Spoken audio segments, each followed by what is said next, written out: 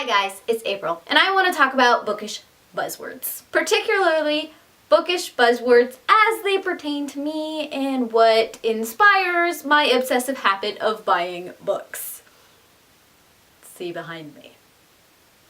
All of that. Bookish buzzwords are words that if they appear in any kind of formation in a synopsis of a book or when someone is talking about the book immediately goes on my need to buy pile or read pile or check out from the library pile because those all exist. If you have been watching me for any length of time, some of these are going to come as absolutely no surprise that they happen, but I figured I'd just ramble at you on some of my bookish buzzwords so that if you know of a book that fits into these criteria that you think I need to read, you can let me know because I like books. So the first bookish buzzword is actually a concept, and this is gender bender. I love saying that word, gender bender. So this trope is a wonderful trope that has one gender pretending or acting or dressing or being another gender. Most of the time, it's usually a female pretending to be a male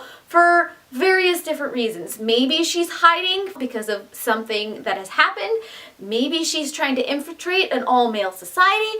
Maybe she just decides that it would be fun to pretend to be the opposite sex for the day. This is a trope that I enjoy so much, mainly because of the Song of the Lioness series by Tamara Pierce, because this is kind of what started it out for me. At least that was the first gender bender I read, because Alana is trying to make her way as a knight, and of course ladies can't become knights at that point in time. This is also the reason I am so addicted to K-drama and J-drama. They do this to the extreme, and I absolutely love it, especially when there is either a male or a female who's attracted to this person for whatever reason, so they start questioning their sexuality and what it means to be in love and all of that kind of stuff. And the quirky and fun things that happen because of this trope, I smile absolutely every single time. And this isn't a new trend.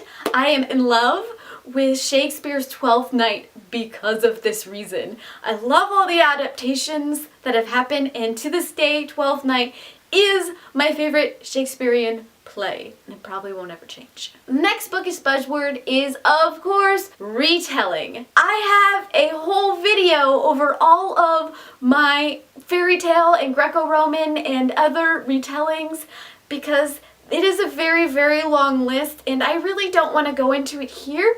I also have a Goodreads list in case you want to check all of those out. But as soon as I find out that a story is either a fairy tale retelling, a Greco-Roman retelling, or just a classical retelling of stories that I like, I immediately need to read this story. It's a compulsion. I don't even know. Some of my favorites, of course, are Eros and Psyche, which leads into East of the Sun and West of the Moon, which morphs into Beauty and the Beast. That right there is my favorite retelling group because I love the concept of this slow burn romance and then fighting for that, never knowing quite where things are going to lead you. And I especially love how most of the time in these kind of retellings, they have the female standing up for something and choosing to make this decision to go with this beast or this man or this unknown entity to save a village, a family, a person, a group for whatever reason, and I enjoy that so much. But that doesn't mean I don't enjoy a good Cinderella or Rapunzel or Hansel and Gretel or any of the other fairy tales because I love them as well, especially seeing how some of the authors adapt that and change it for modern culture. With that being said, I can't get enough of Peter Pan retellings.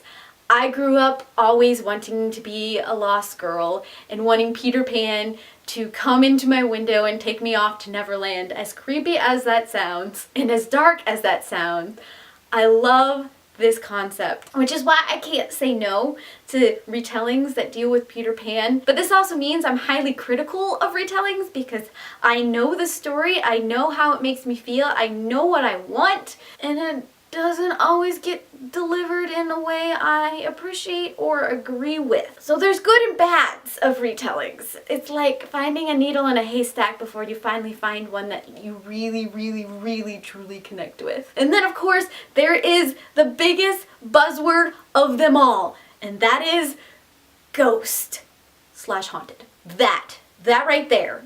If it says anywhere, or you say anywhere, or it says anywhere, ghost, haunted, anywhere in that spectrum, that is going to go on my TBR in a way that you aren't even going to know what happened. The reason for this is I have always been fascinated by the concept of ghost and haunted places. So growing up in October, when those documentaries or Most Haunted or whatever came on, I was glued to the television set.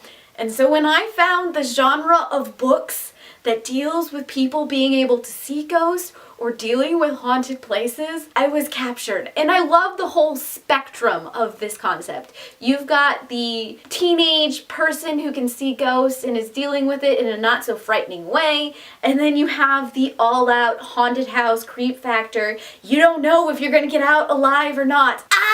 I love that whole range.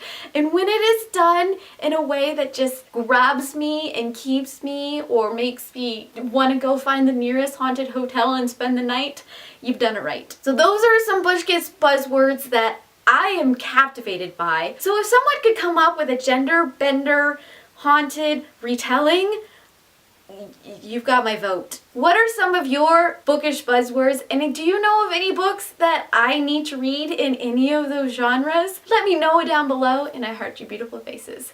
Bye.